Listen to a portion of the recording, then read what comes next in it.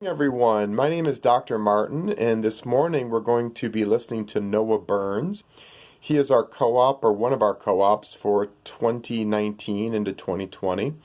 And today he's going to be doing a presentation. It's rather unique because it's one of his free choice presentations.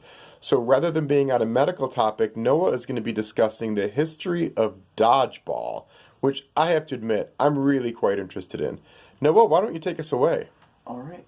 So, just to start off, what is dodgeball? It's something that requires two people to play, and basically you take a foam ball or sometimes even a leather ball and you throw it at an opponent. And now, if you throw it at an opponent and they get hit, then they're out. If you throw it at an opponent and they catch it, then you're out. That's just the basics of it.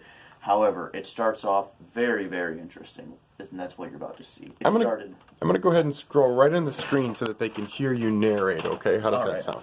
Yeah, that works. So originally started in Africa over 200 years ago. However, back then it was a very dangerous training exercise that was played with rocks, and tribes use it to find new leaders and warriors. Basically, the last man standing would be the new leader of the tribe. And missionary James H. Carlisle actually would come from England, and he became very intrigued and very infatuated with the agility and the ruthlessness of a men. When Carlisle actually brought the sport, well, he attempted to bring it back to England, but found the Englishmen didn't really have the agility or the accuracy to play it that well. Did you say they actually used rocks? Yeah. Sweet goodness, that would change the whole tone of the game. Yep. Now, next. So, once Carlisle actually returned to his job as a teacher at St. Mary's College, he started the process of making the dangerous training exercise into an actual game. Now, the rocks were swapped out for leather balls, which could still be painful, but probably won't kill you. Hopefully. And it was played on an open field, and players had no restrictions of where they can go. And back then, it was a very strategic game. It was played almost like chess. Players would try to trap one another, and players would only be considered out if they were got taken down to the ground from the blows of the dodgeballs. Sweet child of mine. Yeah.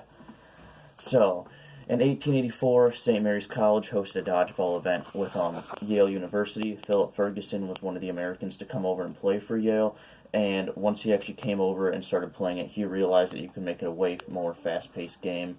And so when he came back to the U.S., he brought his ideas back. And he decided one of his first rules was to make the players only play in a set area, and teams couldn't cross into the opponent's set area.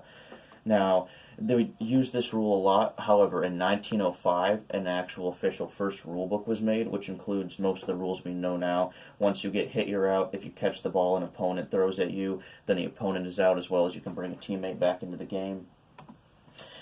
After this actual rule book was put in place, the game started to spread like wildfire through colleges all over the U.S., which in turn started to do like a little trickle-down effect into high schools and middle schools across the U.S., and then once all these schools started playing it, the news started to hit England about how successful the new rulebook was and how popular the game became, and so schools all over England started to play it as well. Now, dodgeball today is something that you can play in pretty much multiple countries. Any gym class from elementary all the way to high school, even college, offers dodgeball units, and there's now organizations that organize competitive dodgeball tournaments all over the world.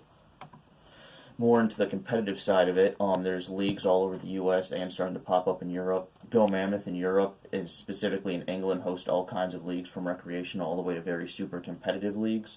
And the National Dodgeball League here in the U.S. has 18 teams throughout the country that play for a World Cup trophy, and once a year they even have a U.S. versus Canada game. Crazy. Now, dodgeball, and no matter where you live in America or Europe, you can play dodgeball pretty much your entire life. There's tons of different leagues, as you just saw, from recreation all the way to super competitive, that you can play just alone or with your friends. And, I mean, you can really join any of these leagues you prefer and possibly maybe even become a professional dodgeball player. Crazy.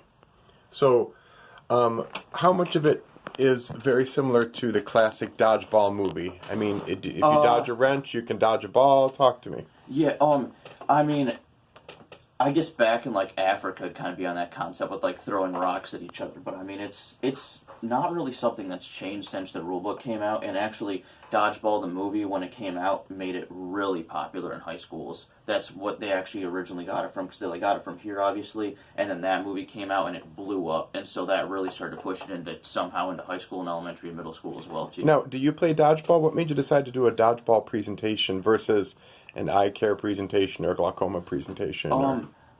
It was one of my favorite things to do in gym class. Okay. Gym. Outstanding. Yep.